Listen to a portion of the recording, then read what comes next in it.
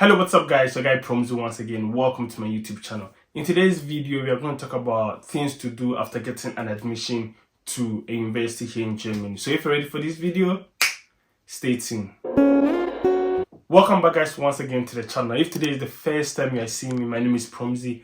I'm a Ghanaian based in Germany, currently pursuing my masters, and on my channel I give tips like this to international students who wish to continue their studies here in Germany. So if you like content like this, then you should definitely consider subscribing to the channel and joining the community. Okay, so after going through a lot of applications to get a school in Germany, probably applying to 3, 4, 5 schools, you finally got an acceptance letter from a university here in Germany. What is the next step? What do you do next? That is what we're going to talk about in this video. So the first thing I would like you to pay attention to is the admission letter. Most of the time when the acceptance letter comes, there are a lot of to-dos that the university adds to the acceptance letter. Go through the process and make sure you meet all the requirements or whatever the university is asking you to do. Some of the things involve opening of your account, your student account. Even though you don't have the visa, they allow you to activate your account, and some other things you need to know is added to your acceptance letter most of the time. So make sure you are paying close attention to that and you don't miss it. With some schools, they add buddies where they link you to someone who's already in the school that helps you through your application, visa application, you moving from your home country to Germany. So look out for all those things in your acceptance letter or as an extra document in your acceptance letter. Okay, so with that out of the way, I think the next most important thing you have to pay attention to is your blocked account. If blocked account is the means you are going to meet the financial requirement, then you have to immediately start applying or start opening the block account. I did a video where I took you guys through the process of opening a block account. I'm going to put the link in the description so that you guys can go and watch it if you are going to open a block account. Mind you, now you have to open a block account before you go for the interview. So make sure right after your acceptance letter comes, you start with the block account process. It does take some time, a week or two, to have your block account active and the letter for confirmation to be ready for the embassy.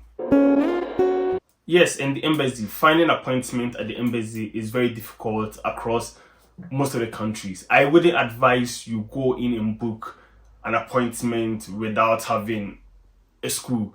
That's what a lot of people have done. That's why people find it very difficult to get slots anyway. So if that's the way you want to go about it, you can go about it, but that's not the ideal or the better way, because in case you don't get acceptance, you block someone's chance of getting a slot to go for an interview. So I will recommend, or I will prefer, that you book a slot after getting an admission from a university. It might not be your ideal university, probably you apply to 3 universities and you really want to go to, let's say, University C, but their confirmation is not yet in, but you have confirmation from University A. You still have to go ahead and make an appointment at the embassy, because finding an appointment at the embassy is very, very difficult. And in case the university acceptance doesn't come early, then you find yourself wanting, you might not even get a chance to have a slot at the embassy. So once you get an acceptance, whether it's the school you really want to go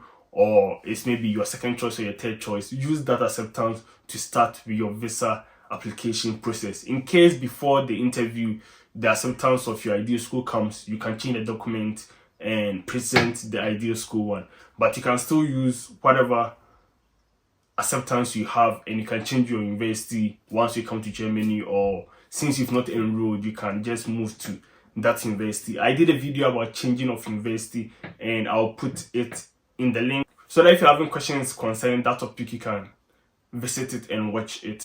The next one is going to be accommodation. Finding accommodation in Germany, even for students, is somehow difficult. You can't even start the process if you've not been accepted in a university, for most university campus. So once your acceptance letter comes in, if you follow the document the school attached to it, some of the link takes you to the student vehicle where you can apply for the student hostel.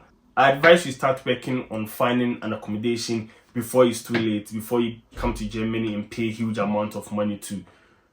stay at a place where it's not very conducive. Yes, it's not that easy, it's very challenging, but once again, you have to go through the process. So after getting your acceptance letter, make sure you start looking for an accommodation here in Germany. Also, ideally, student vet, that's the accommodation here for students. Once you have a slot at the embassy, then the next stage of your process is the visa application process. So the first video I did on this channel is how to apply for a German student visa. I'm going to put the link in the description so that you can go and watch it and prepare yourself the document that you need for the visa application process, and most likely questions that are most likely to pop up during your visa application process. Okay, so we've come to the end of this video. I hope you find this video very educative and informative. If you did, don't forget to like the video, share, and put a nice comment in the comment section below. Like always, the name is Promzy, and I'm signing out. Peace.